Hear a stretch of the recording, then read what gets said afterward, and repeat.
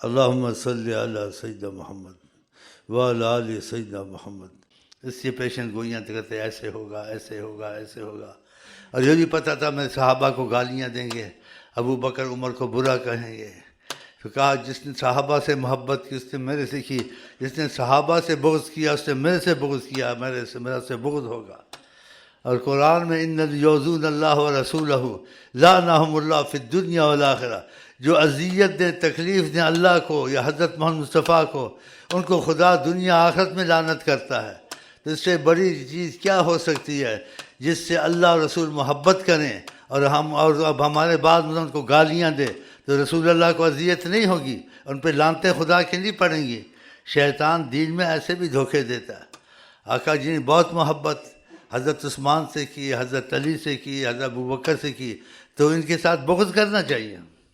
پھر ان کے ثبوت ایسے نہیں ہم نے تم نے کہا، ان کے لیے قرآن اترتا تھا. بتاؤ.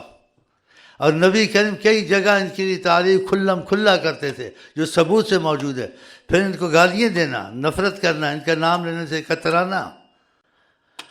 اگر تم نے اشہد ان ولی اللہ علی ولی اللہ کہا تو ساتھ پھر دوسرا بھی لگا دو، اشہد ان ابو بکر ولی اللہ، حضرت عثمان ولی اللہ، حضرت عمر ولی اللہ. وہ نہیں ولی اللہ.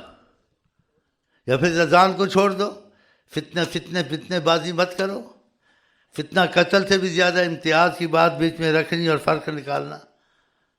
خدا رسول کی محبت میں فرق نہیں ہونا چاہیے. ہاں اتنی نقصان دہ چیز ہے، وہ آدمی عمل کر کے بھی خدا اس کے عمل کے منہ پہ مارتا ہے، کیونکہ وہ اس میں اپنی رائے رکھتا ہے. جہاں نبی کریم جیسا کہیں اپنی رائے اپنی مرضی بیچ میں نہیں ہونی چاہیے، ساری مرضی ان کی ہونی چاہیے. تو اللہ تعالیٰ ہم کو کرے ہر چیز میں کسی مسئلے میں بھی ہو ہم مرضی مصطفیٰ کو لازم شامل کریں اس میں. تو خدا نے کہا یؤذون اللہ و رسولہ، جو اذیت دیتے ہیں اللہ کو، حضرت محمد مصطفیٰ کو، آپ کا نام لیا اللہ تعالیٰ نے، لعنہم اللہ فی الدنیا، ان پر خدا کی لعنت دنیا آخرت میں. اور انسان کو زیادہ اذیت اس چیز سے ہوتی ہے جس چیز سے اس کو زیادہ محبت ہو، آپ اس کی مخالفت زیادہ کریں اذیت زیادہ نہیں ہوگی.